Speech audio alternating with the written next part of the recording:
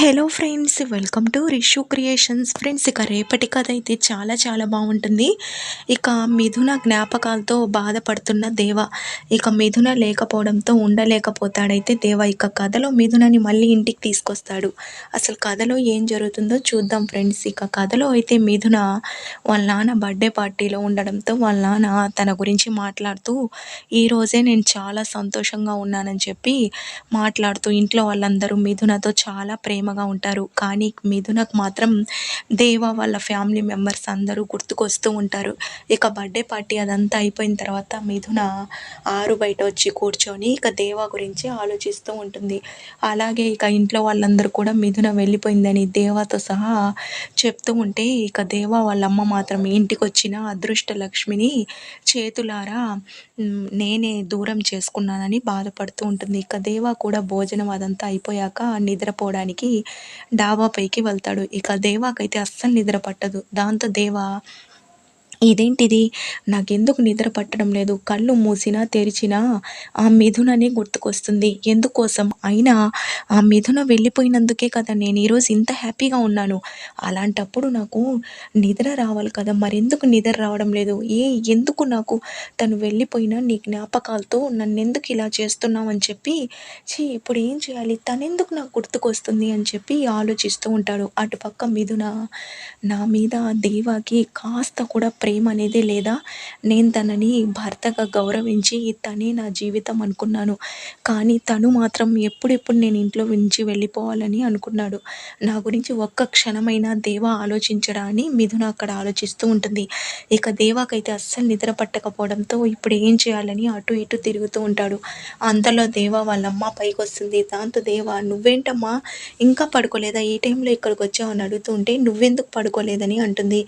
ఏంటోనమ్మా నాకు అస్సలు నిద్ర రావడం లేదు, తన ఇంట్లో నుంచి వెళ్ళిపోవాలని ఎంతగా కోరుకున్నాను కదా, తను వెళ్ళిపోయిన తర్వాత కూడా ఏంటమ్మా నేనెందుకు ఇలా ఉన్నాను, తనే నాకెందుకు గుర్తుకొస్తుంది అని అంటుండడంతో వాళ్ళమ్మ, ఎందుకంటే నువ్వు తన మెల్లో తాళి కట్టావు కాబట్టి, తను నీ భార్య కాబట్టి అని అంటుంది. ఇక దేవా, ఏంటమ్మా నువ్వు కూడా ఇలా మాట్లాడుతున్నావు, అయినా తను ఇంట్లో నుంచి వెళ్ళిపోవాలని నువ్వు కూడా కోరుకున్నావు కదా అని అంటాడు. దాంతో తప్పు చేశానని ఇప్పుడే తెలిసింది కదరా, అందుకే బాధపడుతున్నానని అంటుంది.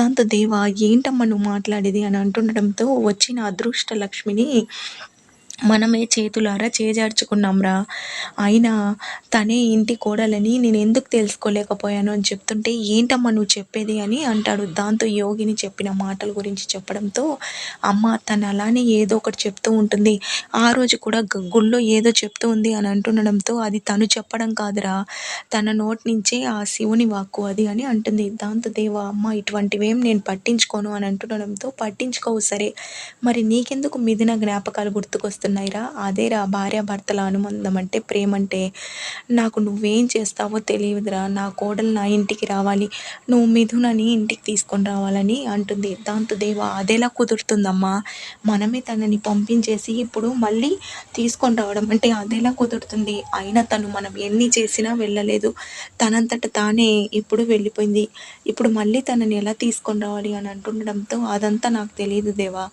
నా కోడలు నా ఇంట్లో ఉండాలి అని చెప్పి అంటుంది. ఇక దేవ, ఏంటమ్మా నువ్వు చెప్పేది అని అంటుండడంతో, ఈ అమ్మ మాటకి విలువనిచ్చేవాడివి అయితే నా కోడల్ని తీసుకొని రా అని అంటుంది. ఇక దేవ అర్ధరాత్రి ఇక మిథునని చూడటానికైతే వాళ్ళ ఇంటికి వెళ్తాడు. ఇక మిథున కూడా నిద్రపోకుండా అలా బయట కూర్చొని ఉంటుంది. ఇక దేవ అలా బైక్ పైన రావడం చూసి మిథున ఒక్కసారిగా షాక్ అవుతుంది. ఇదంతా కళ నిజమా అన్నట్టుగా. ఇక దేవాతో అయితే, నువ్వు నిజంగానే ఇక్కడికి వచ్చావా అని అంటుండడంతో, నేను నిజంగానే వచ్చానని అంటాడు.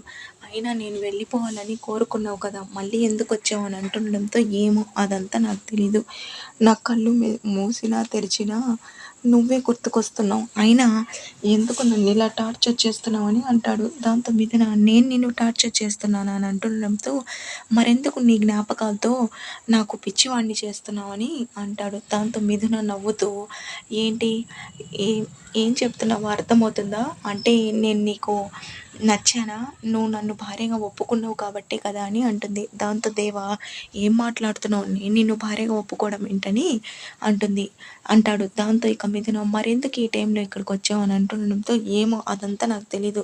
నేను ఎందుకొచ్చానో కూడా నాకు అర్థం కావడం లేదని అంటాడు. ఇక మిథున ఇదే భార్యాభర్తల బంధం అంటే అని చెప్పడంతో అదంతా నాకు తెలీదు కానీ ముందు ఇంటికి వెళ్దాం పద అని అంటాడు. ఇక మిథున ఇంటికా? ఈ టైంలోనా అని అంటుంటే అవును నువ్వు ఇంటికి రావాలి.